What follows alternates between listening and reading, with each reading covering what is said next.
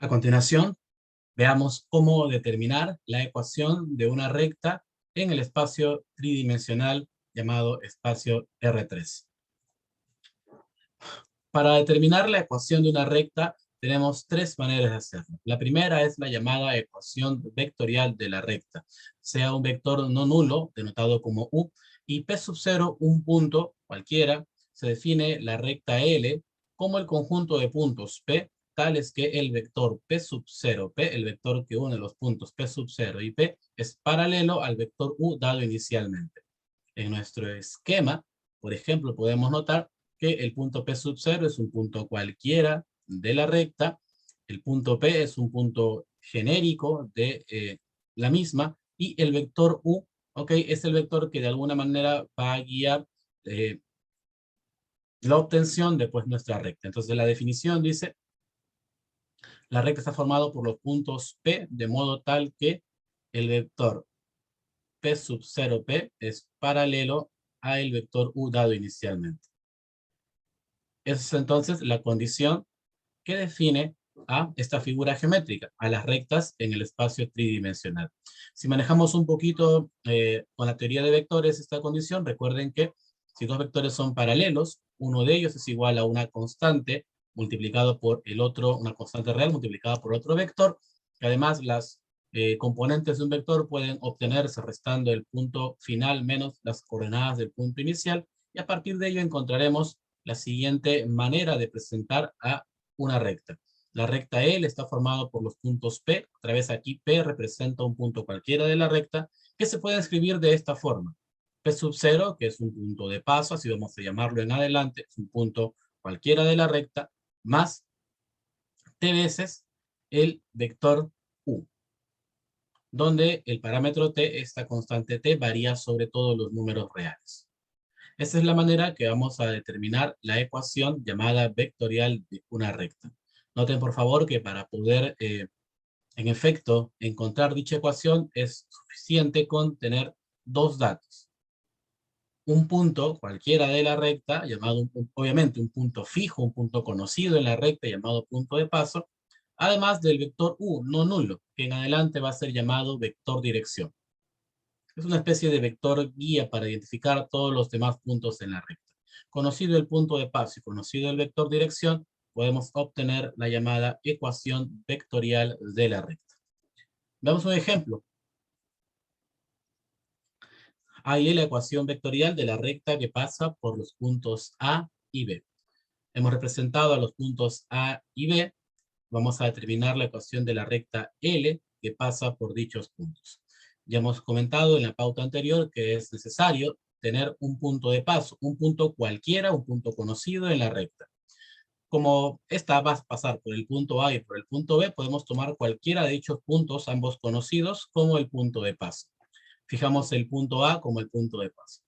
Nos restaría indicar un vector dirección. Aquí hay que hacer una precisión. Una recta no solo tiene un vector dirección. En general, un vector dirección puede verse como un vector que está en la recta o un vector paralelo a la recta.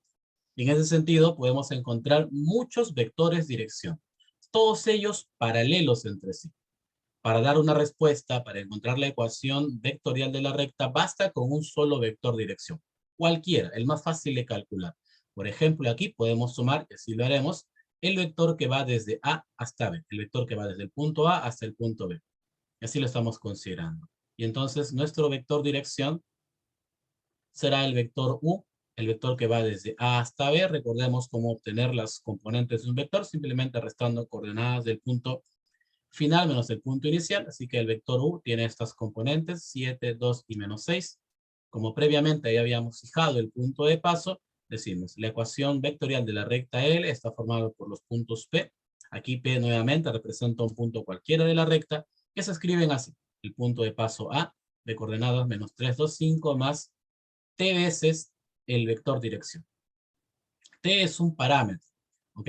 Es, si quieren, una variable, ¿de acuerdo? En la ecuación de la recta siempre va a aparecer ese tipo de parámetros, aquí representado por T, y no olvidar indicar esta condición, que dicho parámetro T varía sobre todos los números reales, ¿ok? Porque así va a ir generando los infinitos puntos de la recta. Entonces, como pueden notar, para determinar la llamada ecuación vectorial de la recta es suficiente con un punto de paso y un vector dirección. No es la única manera de presentar la ecuación de una recta. Se tiene también la llamada ecuación paramétrica. Veamos, dada la recta L cuya ecuación vectorial es esta, entonces, si asumimos en particular que el punto P, dado que es un punto cualquiera de la recta, tiene coordenadas X, Y, Z, que el punto P sub 0, el punto de paso, un punto conocido, tiene coordenadas aquí indicadas, y que el vector dirección tiene estas componentes. Entonces, manejando un poquito las coordenadas y las operaciones entre ellas, podemos reducir la ecuación de la recta, reemplazando estas coordenadas a la siguiente forma, ¿no? P sub 0 está aquí, más t veces el vector dirección, este parámetro t ingresa a multiplicar, está. Luego podemos sumar coordenada a coordenada, primera con primera, segunda con segunda, tercera con tercera, y reducir todo el lado derecho de esta ecuación a una sola terna en coordenadas. Después será cuestión solamente de comparar. Por ejemplo, si comparamos las primeras coordenadas, tenemos que x es igual a x sub 0 más t veces u1, la primera componente del vector dirección. Aquí está. Y también lo comparamos con la segunda coordenada. Y z también. Y encontraremos pues tres ecuaciones, una para cada una de las coordenadas, el punto P, un punto cualquiera de la recta, y cada una de estas ecuaciones quedan en términos del parámetro T. De ahí que recibe el nombre de ecuaciones paramétricas. Ojo, es simplemente la ecuación vectorial, la que ya hemos calculado hace un instante, pero presentada de una manera un poquito distinta. No olvidar que siempre que trabajamos ecuaciones de rectas y hay un parámetro de por medio, debemos señalar que dicho parámetro, en este caso t, varía sobre todos los números reales. ¿Ok? Así que esta condición es lo que vamos a llamar ecuación paramétrica de la recta.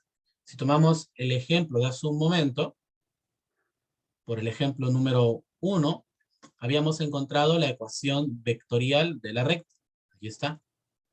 Y entonces pasar de la ecuación vectorial a la ecuación paramétrica es bastante concreto. Nuevamente hay que solamente manejar las coordenadas, ¿no? Este t ingresa a multiplicar el parámetro y luego sumamos coordenada a coordenada para finalmente comparar. A ver, primera coordenada de un punto cualquiera de la recta con esta primera coordenada. La segunda coordenada y de un punto cualquiera de la recta con esta segunda coordenada. Y lo mismo para la tercera coordenada. Nótese que esto nos van a dar tres ecuaciones. Una para X, otra para Y otra para Z. Ecuaciones para las coordenadas del punto de la recta. ¿Ok? Conforme vayamos reemplazando los valores de T, encontraremos las coordenadas de un punto en general de la recta. Y así encontraremos las ecuaciones paramétricas de esta recta. ¿Ok? Entonces, noten por favor que a partir de tener la ecuación vectorial, es bastante concreto encontrar la ecuación paramétrica. Un detalle adicional vale la pena comentar. Algunas veces se nos va a dar de dato la ecuación paramétrica de la recta. Y es importante que podamos reconocer sobre todo el vector dirección. ¿Cómo haremos eso? Identificando que las componentes del vector dirección siempre están asociadas a el parámetro t en cada una de estas ecuaciones señaladas. ¿Ok? Es decir, que el vector dirección, voy a anotar,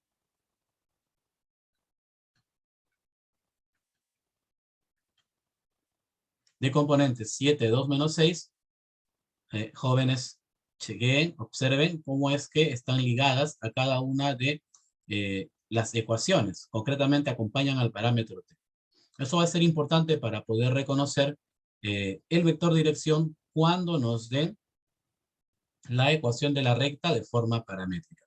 Y otro detalle que es importante, ya cerrando esta parte de ecuaciones paramétricas, es que esta constante que aparece en cada una de las ecuaciones, en realidad son las coordenadas de un punto de paso de la recta.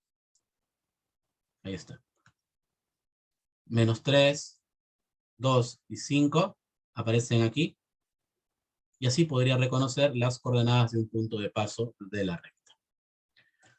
Finalmente, hay una tercera manera de determinar la ecuación de una recta en R3, y es la llamada ecuación cartesiana, algunas veces llamada ecuación simétrica de la recta.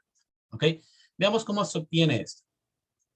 Imaginemos, supongamos que tenemos la ecuación paramétrica de una recta. Aquí está, las ecuaciones paramétricas. A partir de ello podemos manejar cada una de las ecuaciones de la siguiente forma. Por ejemplo, la primera ecuación, el x sub 0, podemos traerlo a restar al lado izquierdo y despejar el valor del parámetro t.